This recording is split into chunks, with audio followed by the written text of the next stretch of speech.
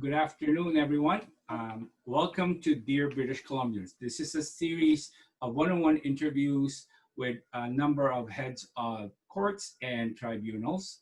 And as on behalf of Amici Curiae Friendship Society, we wanted to welcome you. Anecdotally, of course, we know for the last few weeks, our client intake people have continually told us how stressed the clients are. So this is a reflection of the pandemic and the challenges of not being able to have their legal matter brought up to the appropriate body. So we looked at this idea that, for the public, our heads of courts and tribunals are unseen. They are generally unheard. And so this series allows them to speak unfiltered. There are three things we're going to try and do today. Which is to give our interviewee an opportunity to inform the public of their planning and thinking behind their planning. Secondly, for them to be able to tell the public how they're working to even the playing field.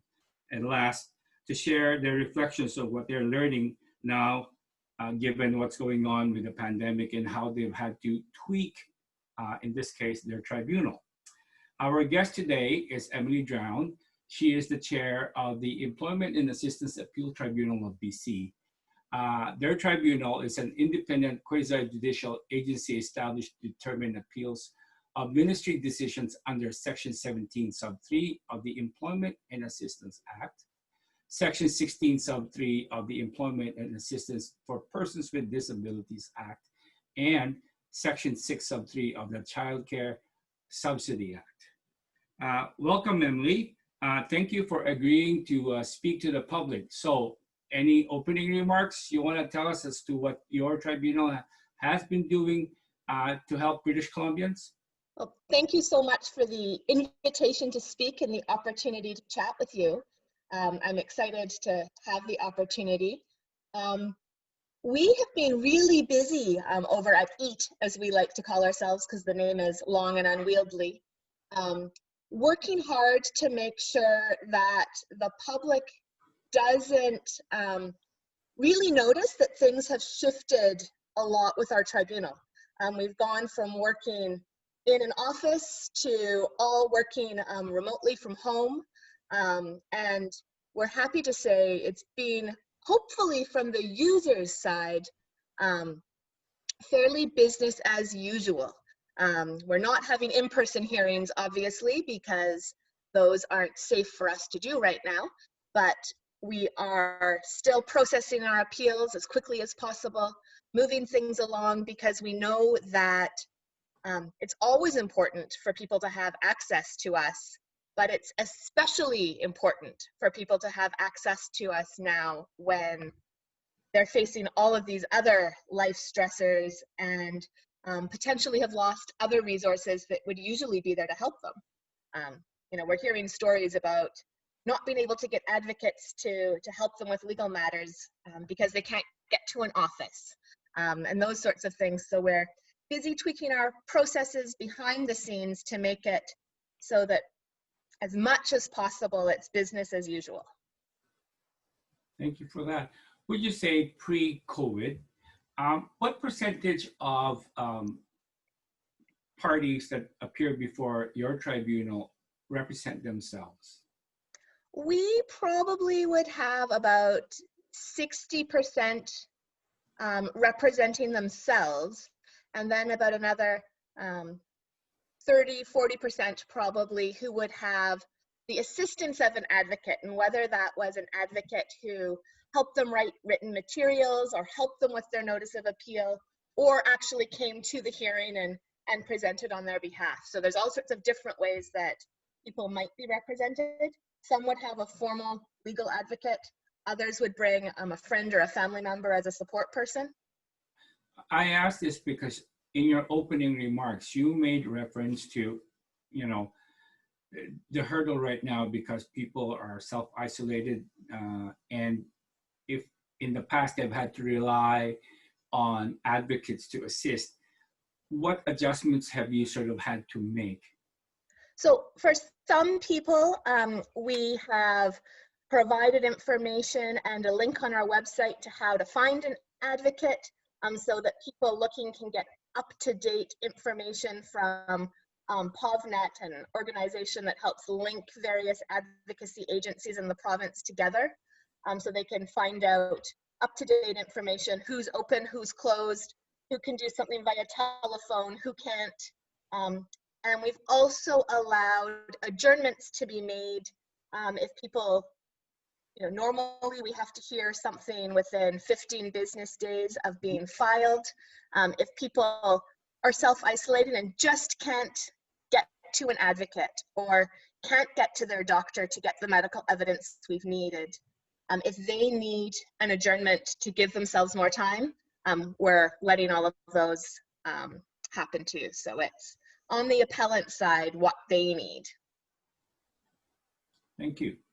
So it might be too soon to be asking this question, but it's worth asking. What lessons have you learned from this pandemic in terms of how you and your crew carry out your responsibilities in serving the public? Well, I think we're learning more and more as we go along every day, but the big lesson that we've learned is that justice can't really be paused. Our users need us there all the time, and we need to be nimble and able to respond. When someone is seeking social assistance and what they're looking for is a crisis supplement because they can't afford food for their family tonight, they need us to deal with that now. They don't need us to deal with that in 2 or 3 months when we've figured out how to deal with a remote workplace. So we've had to be quick and fast and figure out how to make changes on our end so that people don't have to wait. And doing that, we've realized we're going to make mistakes. We're going to get things wrong, but it's better to try something to keep the balls in the air and then adjust as necessary when we see what really works well, what might not work so well, and then get things lined up better down the road with sort of continuous improvement. But we can't not be open. So are you finding having to do more triage type decisions on a daily basis? Well, we're actually quite fortunate. Our appeal volumes are lower than normal, largely because other supports have been made available for people with COVID emergency funding and things like that. So our appeal volumes are lower than normal, which has given us a little bit of breathing room to get used to things.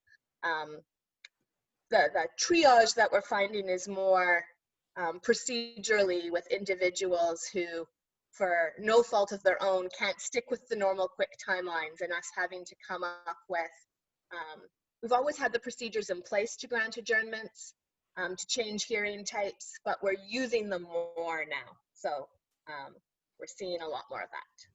Okay. So would you say, as the previous president of the Council for Admin Tribunals, that across the board that perspective has been consistent or different? Well, I think the approach that tribunals need to be nimble and they need to respond to whatever situation they find themselves in is consistent.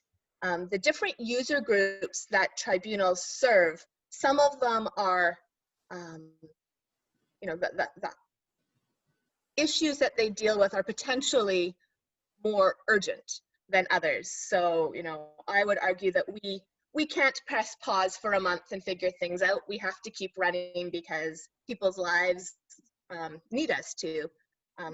Other tribunals, it might be appropriate for them to pause, figure out how to do things paperlessly from a remote workplace and get back up to speed quickly, because the nature of what they deal with,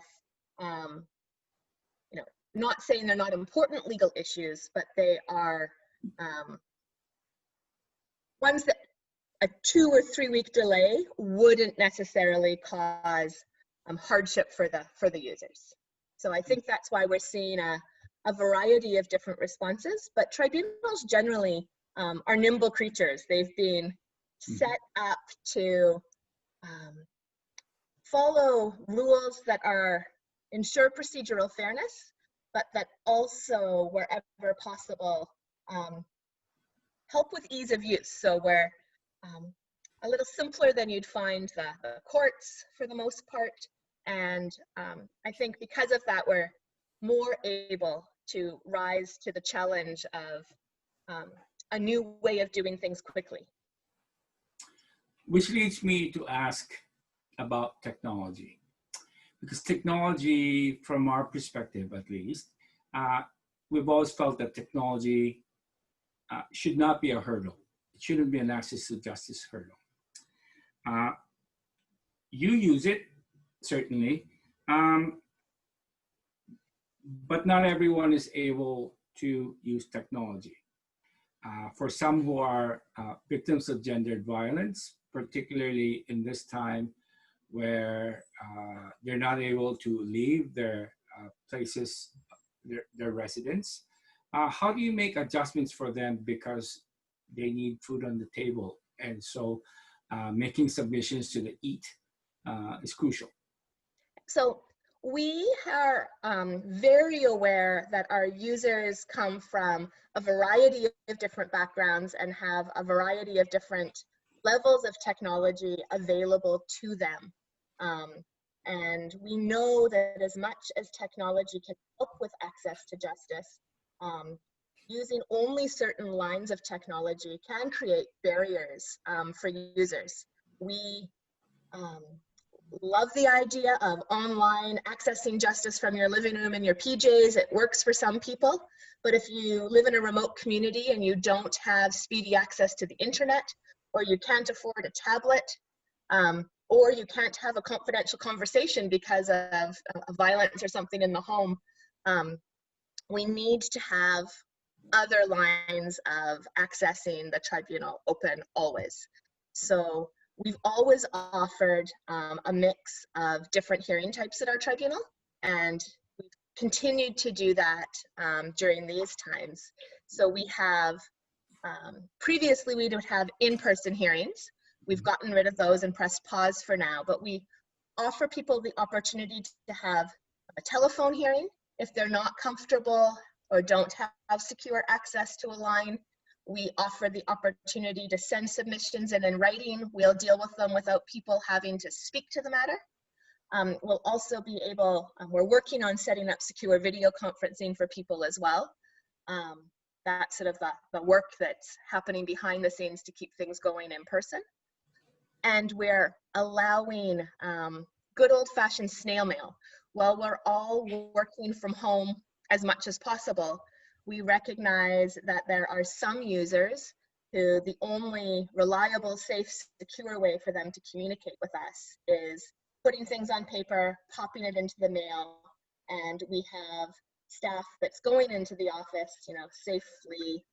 We've got a schedule so no one's ever there at the same time, printing things, binding material, getting them in the mail so that hearings can still run like they always would,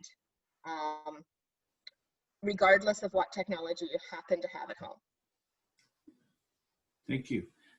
You made reference to privacy and safety concerns and the work that you've done sort of behind the scenes to sort of ensure or to improve the ability of the public to transact with EAT in a safe way. Is there anything else that you wanted to share? Only that we're really aware that our users come to us talking about some of the most confidential of confidential matters. It's personal health records, personal health information, financial records, and we recognize that people want those to be treated securely. If it was my financial information, my health records, I'd want them to be treated with the utmost confidence. So the reason we didn't switch instantly to holding, you know, Zoom hearings or something like that was we need to be able to take the time to make sure that they're safe, they're secure, And we're working with sort of the Office of the Privacy Officer for the province, making sure that we've got all those I's dotted and T's crossed before we launch video conference as a replacement for in-person hearings. We know the phone's secure. We know we have confidential ways of sending information to our adjudicators and things like that, and to our to appellants. And we need to make sure that we're not putting the cart before the horse. Which is tempting to do with the pressure to perform in that sense, to deliver services. Which brings me to my third question. The public's need to let their matters be presented in front of you. To them, it's all urgent, some more than others. But it doesn't strike me as each had to sort of decide who needs to get heard first before others. Is this true? We haven't had to do that. We have legislated timelines, and we're different than some other tribunals in that way. We always have to hear things incredibly quickly. We have a legislated timeline that we have to hear a decision within 15 business days of its filing at the tribunal, and we have to write a decision within 5 days of that hearing. So really, there's within a month, business, even counting weekends, individuals hear from us. So we're, in some cases, a month is still a long time to wait, but we're not one of the tribunals that, has long, lengthy waits to get justice, which means we're used to doing things quickly, and we've been able, especially with our lower appeal volumes, to we've sped things up a little bit instead of slowing down. And I guess just like sort of it's sort of the thing that's hanging in the back of our minds is a lot of the public have deferred pursuing their matters at this time because there are more important things to do. And we're sort of preparing for the tsunami-like return of the appellants in your case, in your tribunal, who will all of a sudden be there knocking on your doors. You guys preparing for this? We are, because we have those legislated timelines that I spoke of for when, it's legislated that people have to file their appeal with us within 7 days of getting 7 business days of receiving their reconsideration decisions. We're very aware that there is likely a chunk of the population who wanted to be appealing but couldn't for all sorts of COVID-related matters. Self-isolation, not having access to supports that they would normally need to help them. And we've been in discussions with the Ministry of Social Development and Poverty Reduction and Ministry of Children and Family Development to work on a solution to those legislated timelines, where hopefully we'll be able to have discretion to extend those timelines or have a period of time where when the emergency is declared over and things sort of get back to a normal, we'll be able to take and hear those matters that we weren't able to hear.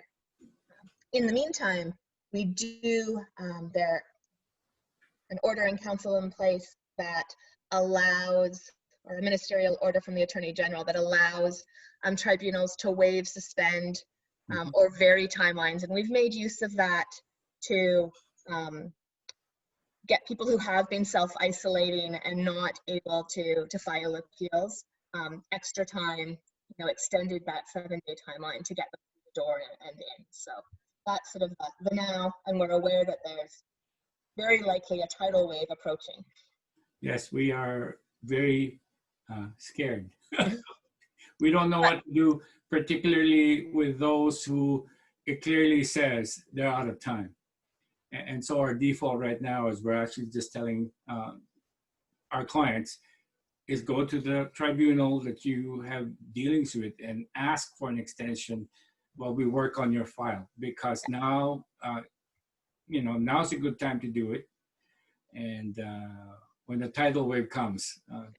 And we are telling those who call and ask to send us anything, send us a blank notice of an appeal with your name on it. Once we have that, you've met your timeline, and we can adjourn things once it's through the door.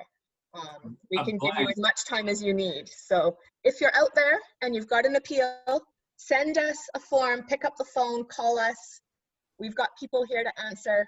We're even taking appeals over the phone if people can't get out to mail. We've done that just to preserve that timeline. And then if appellants need some time to get things processed, we can press pause. Thank you. That's an interesting way to do things, but I can see why that will work. Thank you for doing that. Yeah, we've had to get a little creative. Well, I've always thought that tribunals are a little bit more creative that way, and well, and we're in a situation where, given the barriers that many of our users face normally, not going through these emergency times, we're used to people struggling to access us, and we're working hard behind the scenes to try to make it easy. So, we do have a team of people ready to take phone calls and fill out forms if you're unable, and that's whether it's now or normally. We've been chatting for a few minutes now, and I marvel at the fact that I don't recall you even having mentioned the word lawyers. Advocates a couple of times, but not lawyers. So this leads me to my last question. And I want to tie it with one of the comments you made earlier today about continuous improvement. So there are, I'm just assuming, some type of consultations that you do to help EAT run its tribunal work. Presumably there is a body, a bar association or two with lawyers who transact with EAT quite often. No. There's none? No, we do consultations regularly. Yes, but not with lawyers. If we're, I'm a lawyer.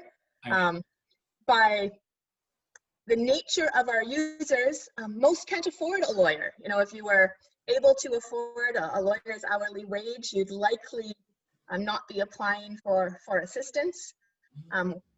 Very, very rarely does someone come before our tribunal with legal counsel. So tell us about your consultations. How do you approach that? So the primary stakeholder consultations that we have are with a group of legal advocates throughout the province. So we're talking to some of whom are lawyers, but they generally work for nonprofits and things like that help people access justice, not your typical sort of law firm lawyers. And some of them aren't lawyers at all. And they provide feedback. We have monthly standing meetings where they feel free to comment on projects we're working on and seeking feedback on, but also to bring access issues or other issues that they think the tribunal needs to know to our attention. So sometimes, for example, we'll be told our forms are complicated and inconsistent. There might be wording on a brochure that doesn't match what's on the website. And those sorts of things are brought to our attention, and we act on them and change them.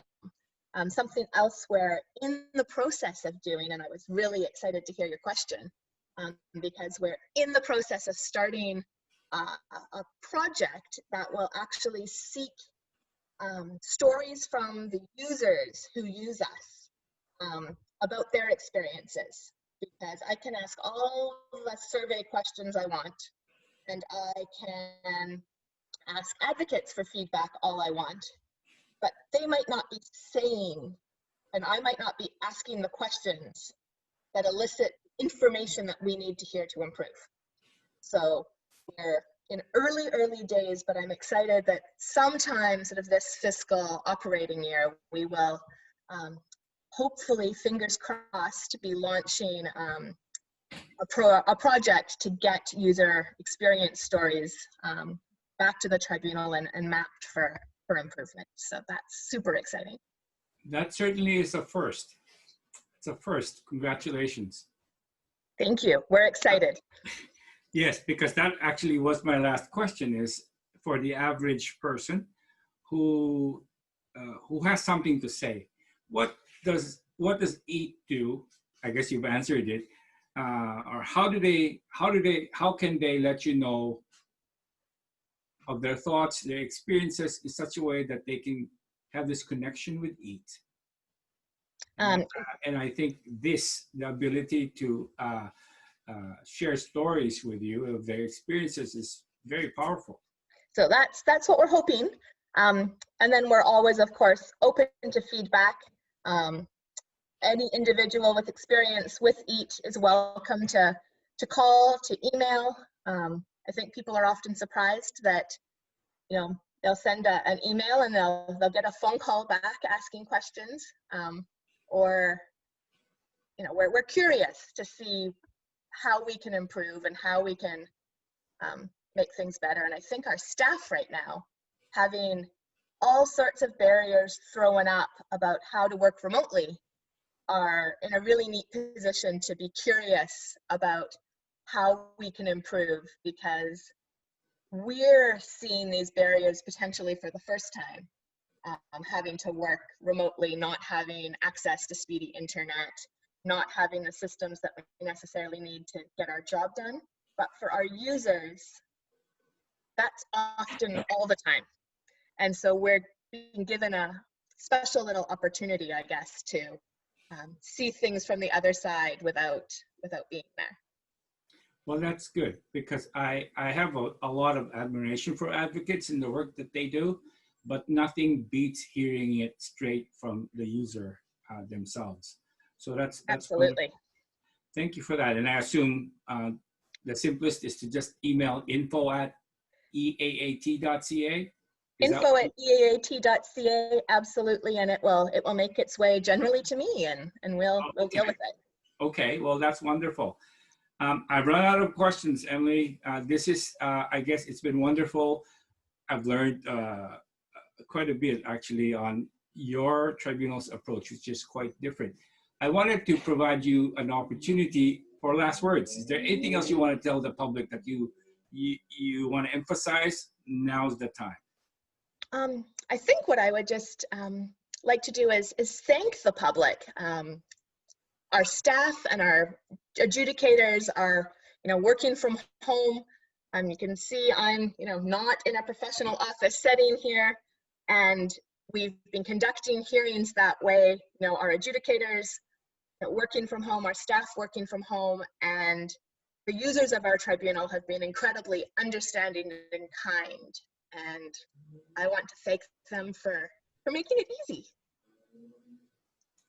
Well, on that note, I hope to see you at the next, I don't know, Law Foundation Advocates Conference, presenting once more. I think that's how you and I first met when you just took over EAT, I think. Yes, it would be lovely to get away from these screens and actually have an opportunity to be back in person with people.